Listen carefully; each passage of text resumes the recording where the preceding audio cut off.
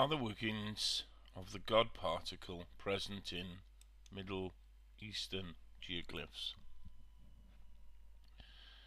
I put this together, it follows on from a video I did last week about the geoglyphs that were or were not lost. I don't think they were ever lost.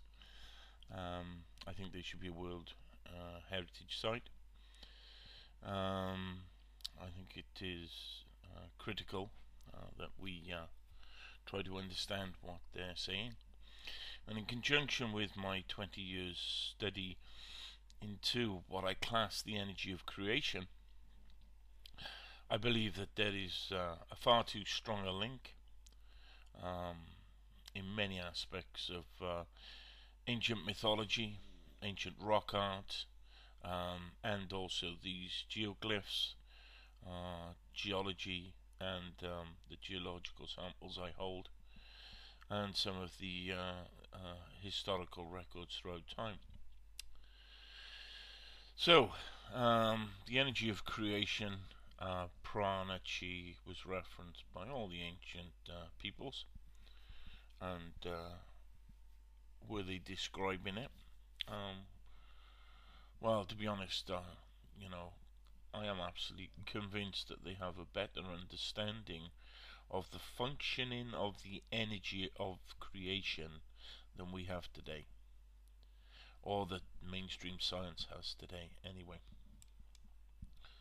So, before I move on to the Google Earth images, as I promised, and to show the similarities between what was drawn on the floor in geoglyph terms and my study data, I thought I'd give you a little bit of insight of the way we look at it today.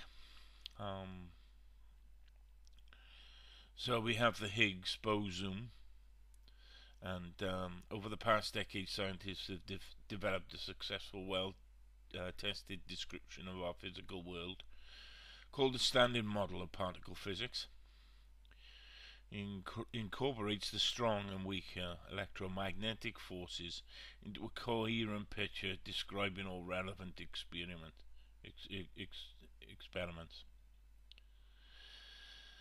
The problem is with that statement that it cannot sit with gravity and how gravity is seen. So, whilst that is correct, what they got is two jigsaw puzzles, and basically I would say that the Standard Model of Particle Physics, although less tested and observed in certain ways, is probably the correct interpretation of the thing, and the broken pieces of the jigsaw puzzle are the gravity model. Now, I'll explain why before we start, because we need to understand where we're coming from.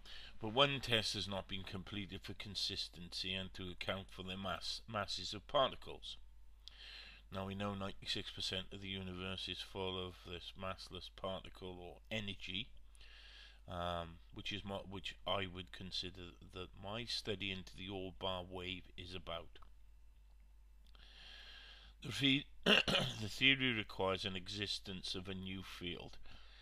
I think we should take the word new out of that, because the ancients knew of these energy fields or ley lines, and Higgs is trying to take the credit for a new field which megalithic structures sit on, and any dowser will be able to find this so-called Higgs field and to be able to track it down. I've used it in, and I've stated in many of my other videos, that I have probably found the most paired split megaliths in certainly in South Wales. There's nobody else even who understands the process of why they're placed there. So, it's similar to the electromagnetic field, but with new kinds of properties. Wow, a ley line. This is not new. I mean, we have these geoglyphs found, and this is not, this stuff is not new. what it has been done is our ancient mythology has been bastardized by people like Zachariah Sitchin, who have come in to explain what these god forces were in terms of a personification of man. You know, they were like reptile beings or some sort of aliens in spaceship. When actually all they were looking at was, the gods of lightning, the gods that turn the universe. I mean, they're not people, for God's sake. But they fool most of the people most of the time. Anyway, we just learned that the electromagnetic field by detecting a quanta called photons. We hope to learn the Higgs field by its quanta called the boson. Right. So that's it. They've got two now. They've got a strong and weak forces, and now they're looking at this unseen field which the ancients built their megalithic structures on. Wow, we've come full circle. It is the time of unveiling. Let's get on with it. I have a lot of evidence, and there's some of the videos of dowsing the divine matrix or whatever that anyone can look at if they want to reference the story that I'm talking about. Not sure that anyone will get it, but there we go. So, our study data, the three cartoon type of drawings are of the standard model of string theory, and one of them I think is the membrane theory, where the membrane is producing this energy. And those other three photographs, which you can tell are photographic images, are from our study data, and I've worked a long time on making some predictions of how that energy works, by basically taking maybe a million and a half photographs, a lot of them in sequence, a lot of them in burst photography, and of course everyone says that they're dust in front of the lens, but unfortunately I think that's a pretty outdated way of dismissing. I mean, we can dismiss the ancient Sumerian text, which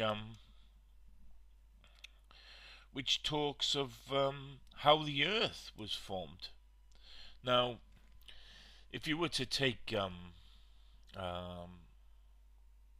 Halton Chip Art's work in relation to quasi-stellar objects and the redshift law, which is not a law, you could understand what the Sumerians are saying.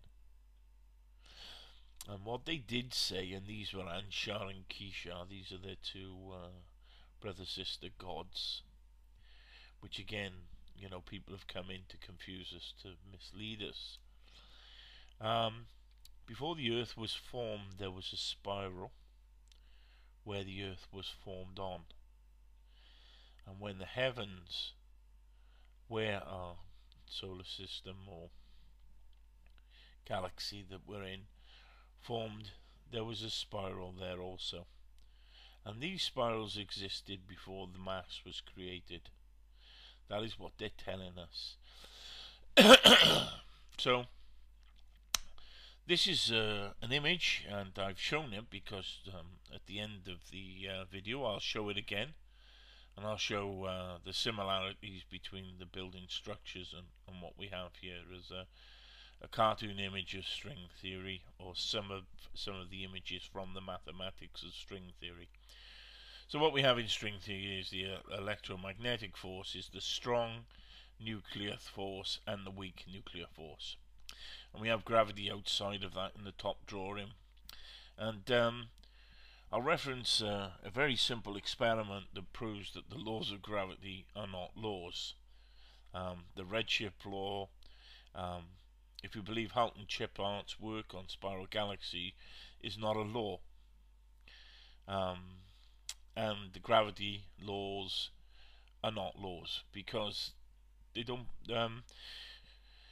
Basically, I'm trying to be in simplistic terms. If you take a body with the same mass, volume, shape, and you take another body exactly the same, and inside of them there are two magnets. One of the set of magnets are attracting, the other set of magnets are repelling, and you drop them off a building, they will hit the floor at different times. Now that, as an expression, as an experiment, defies the law of gravity. Now we can observe that and say that the gravity law cannot be right if you can observe that. That's simplistic. So we take the redshift law of Halton Chapart, because I know I'm waffling on, but you need to understand what these people were saying to us about, firstly, about their gods, and secondly, in those geoglyphs. To understand them, you need to get your mindset that there are errors in string theory, M theory, that they're trying to marry up faulty science. And had they only gone to Sumerian texts, they would have understood it. Full circle. So, it's a bit like with this redshift Doppler effect of Hubble's laws, which tell us that the Big Bang existed, the universe is accelerating, blah blah blah blah blah blah. Why isn't the light all at the outside of the Big Bang? Because nothing can travel faster than it. Well, that law is not right either. So it's a bit like this Hubble's redshift law is you take you have a measuring device and you measure a tree, and you measure it to another tree, and it measures at a certain distance. And when you start measuring different items, so you then measure a tree to a piece of metal which is alongside the tree, it gives you a different measurement, and massively different. And that is what happens with quasars and spiral galaxies. You can get variation of 4 quasars coming out the center of a spiral galaxy, and the spiral galaxy giving you another distance. So what they use to tell us are laws are not laws. They're not even a good way of observing the universe. They then do exactly what the priests did, the archaeologists did. So they then control the agenda, and they feed through their mathematical equations, and they feed through all sorts of dogma, and all that people can't do is see through the illusion, the emperor's new clothes. So that's the framework of string theory, and as soon as you make the adjustments for this for gravity, and there's no doubt that there are forces of gravity, but they're just an effect of mass, and they certainly aren't the forces that brought the planets together.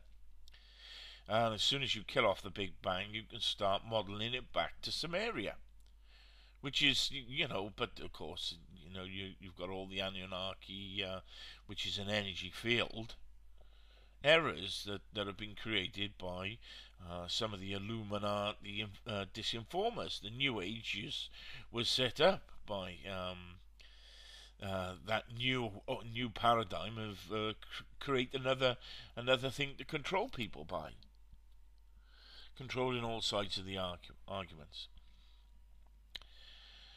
And of course all you have to do then is go into Iraq and nick all the cuneiform and everything else, and you can bury it and control the game again.